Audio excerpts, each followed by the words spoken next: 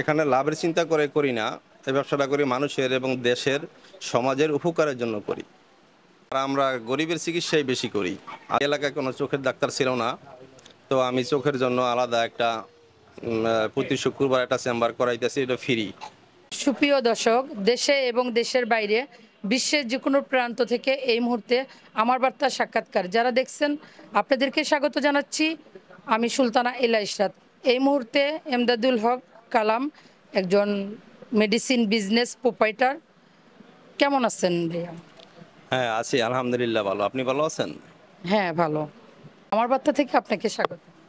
হ্যাঁ, আপনাকেও স্বাগতম।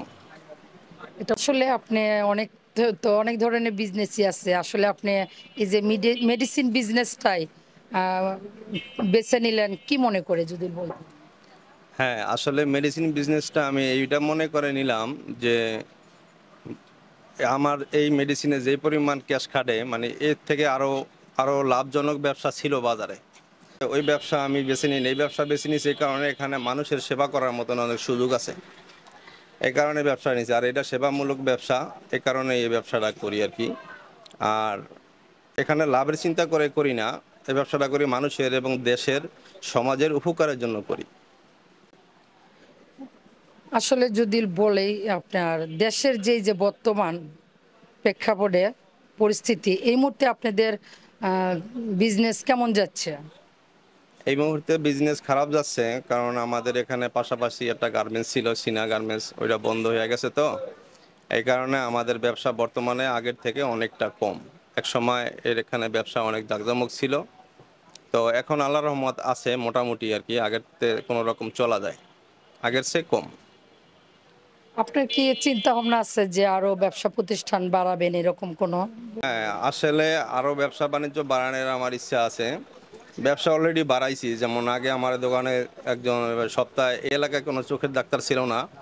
তো আমি চোখের জন্য আলাদা একটা প্রতি শুক্রবার একটা চেম্বার করাইতেছি, এটা ফ্রি। ফ্রি, শুধু 20 টাকার টিকিট মূল্য। উনি ডাক্তার একটা রুগীরে 10 মিনিট 15 মিনিট করে দেখে, শুধু 20 টাকার বিনিময়।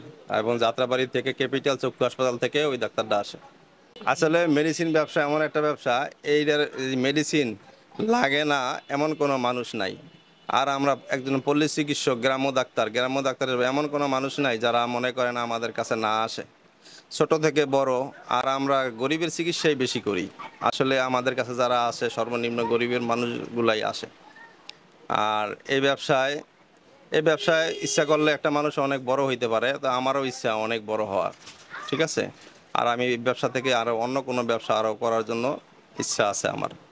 আসলে চোখের বিষয়টা অনেকে অনেক বড় ধরনের অ্যামাউন্ট নিয়ে ভিজিট নিয়ে চোখের ট্রিটমেন্ট করে, কিন্তু আমরা অনেক কমে করি এই কারণে যে এলাকার মানুষ অনেক বিত্তশালীও আছে, গরিবও আছে। তাই সেক্ষেত্রে যারা মনে করেন অসহায় গরিব, যারা চিকিৎসা করতে পারে না, তাদের জন্যই আমরা একমাত্র এটা বিনামূল্যে করে থাকি আর কি। শুধু টিকিটের মূল্যটাই নেওয়া হয়। আসলে যদি বলি গ্রাম দেশে আপনি এই যে মসজিদ মাদ্রাসা মানুষের সাহায্য করেন, আসলে মানুষের তাদের জন্য কতটুকু আপনি সেবা করতে পারেন? হ্যাঁ, এলাকায় সেবা তো আমার এই ব্যবসাটাই সেবা ব্যবসা।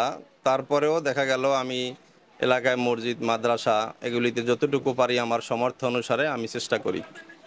হ্যাঁ, চেষ্টা করি এদেরকে সাহায্য সহযোগিতা করার জন্য।